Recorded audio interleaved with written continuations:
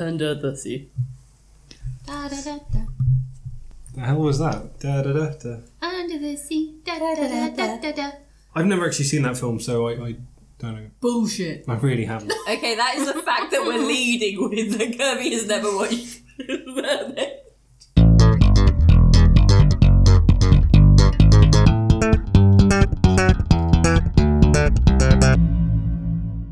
Hello and welcome to A Matter of Fact, a weekly podcast that looks into the bleak and desolate future and wonders how long it'll be before our society devolves into a Mad Max-esque hierarchy of thugs if Laura still can't use a printer properly at her age.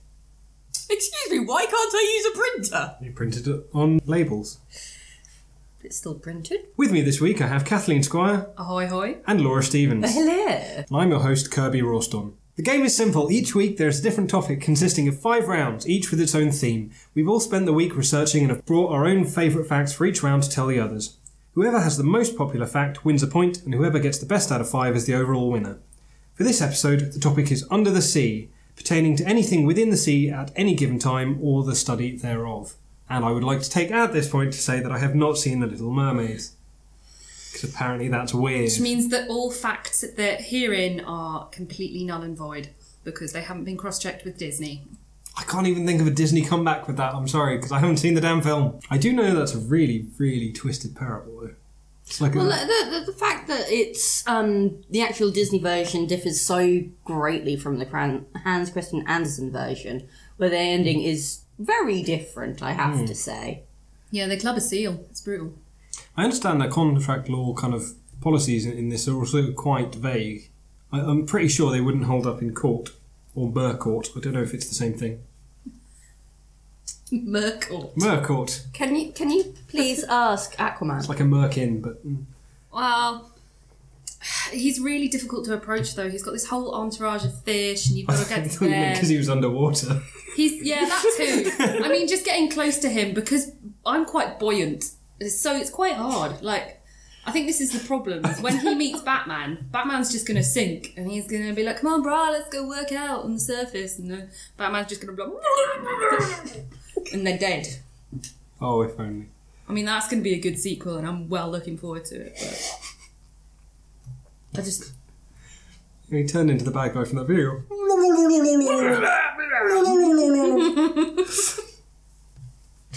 Well, we're doing well so far. Okay, we can re-record those if they're not your actual ones. No, leave them in. Yeah. That's the whole thing. Round 1 is technology. First up is Kathleen. Is it? Hot shit. So my technology fact is about squids. So... Or squid. Squids. Spelt with a Z. Oh.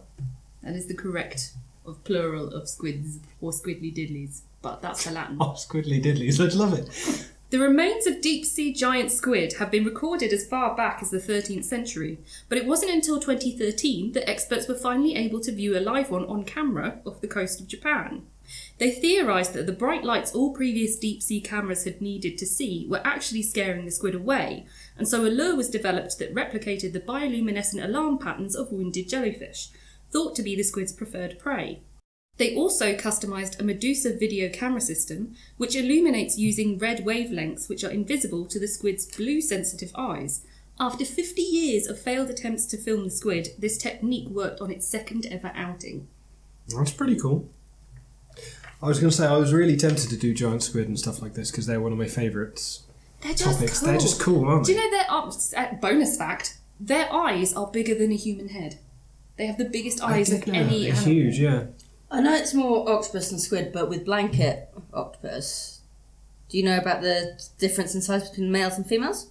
Is it, this one is this big? No, the females Just are about 4,000 For the audio, Pringle lid, 50p piece.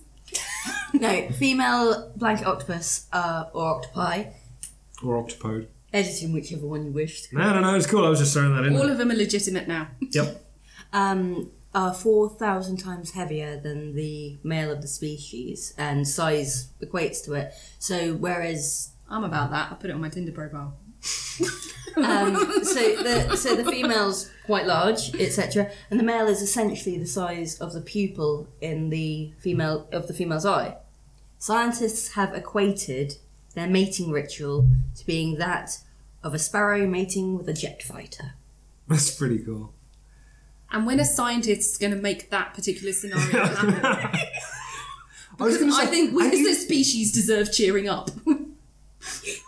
So it was also literally a glint in your mother's eye because... Yeah.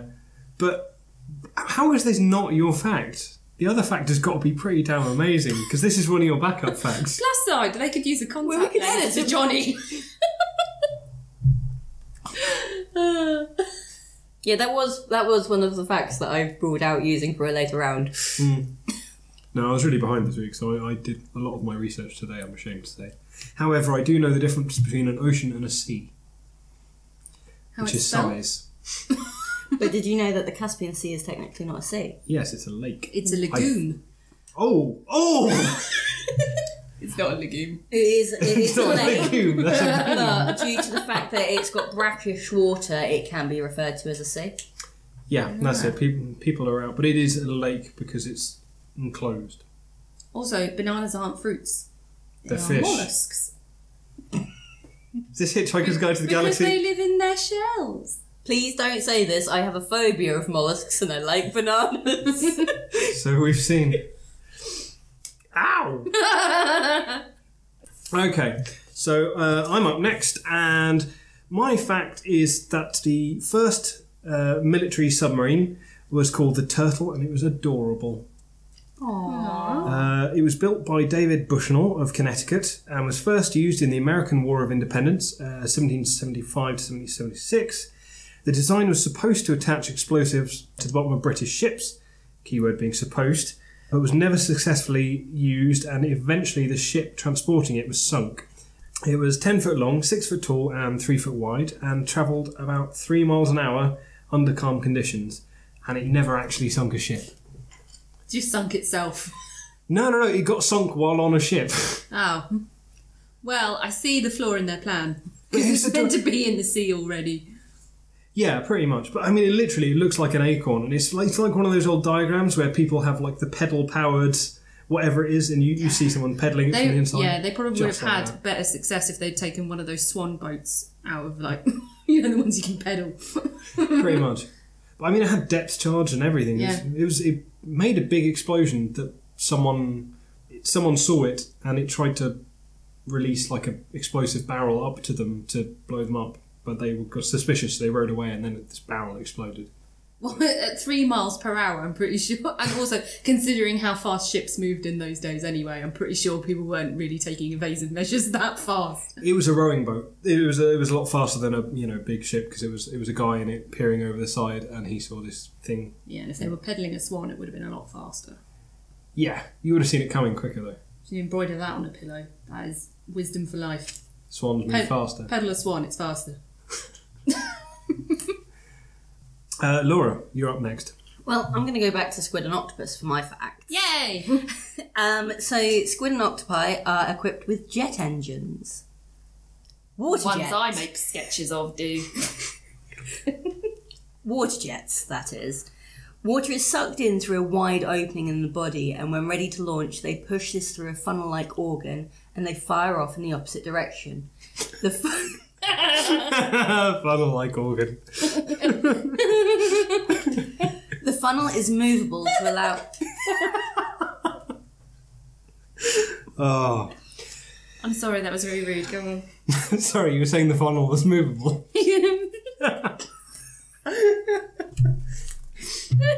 Oh. Can't spell funnel without fun.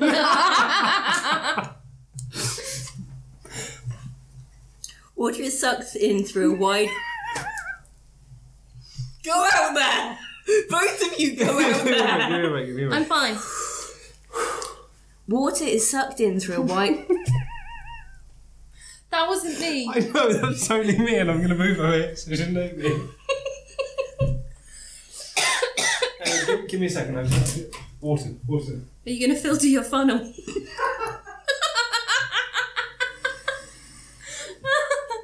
Where did you suck that in from? Shut up, or I'm going to spew all over the food. Are you propelling it through your wide opening? No, they propel it through the small funnel-like opening. My mistake. That's the other end. Oh. Right, so you may proceed. Sorry about that. Water is sucked in through a wide opening in the body, and when ready to launch, they push this through a funnel-like organ, and they fire off in the opposite direction. The funnel...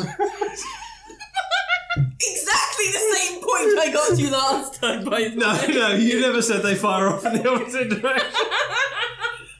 Right, will you guys please go stand out there so I can just read this bloody fact? I think someone's already won the round. To allow for changes. The funnel is movable to allow for...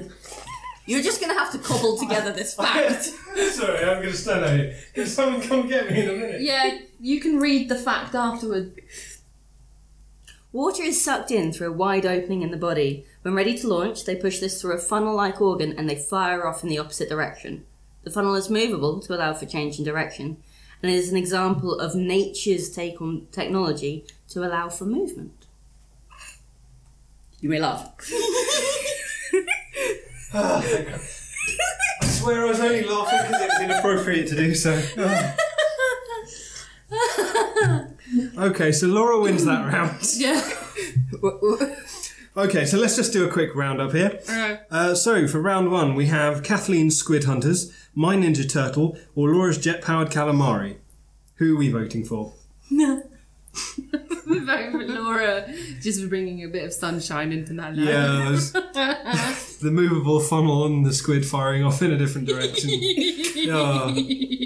To be fair, I think that's a very good defence mechanism, because whatever saw it would be busy pissing itself laughing. Well, no, there is actually a type of fish whose defence mechanism is to empty its bladder at the first sign of a predator. That's what Leonardo DiCaprio does in The Revenant.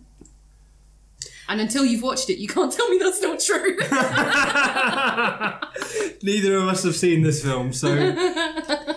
But no, he fights a bear, doesn't he? So that's the wrong thing to do when you're fighting a bear. I have on pretty good authority, peeing in front of a bear is a no-no. To be fair, he makes a lot of mistakes in that fight with a bear. Starting it is the first one. That's pretty much bad decisions, the movie. He gets everyone killed. I've just got an image of him sat in a bar and this bear comes in and goes, oh, scotch from the rocks, please. We don't take can, lady, you're a can around here. He just goes up to the bear and he's like, you know what I like about your daughter? She's barely legal. And he just throws a punch and it's really brutal. Oh. Said it in your fact voice, it must be true. Yep. Right, okay, so I'm voting for Laura as well. Laura, who are you voting for? I'm voting for Cat because I enjoyed the fact about giant squids. Oh, that's true, I do like giant squid. I'm still going to vote for you, but I'm going to give you an imaginary bonus point that you can't have. Ah, thanks. So, but yeah, good fact there. Well done, Laura wins that round. Yay! Yay!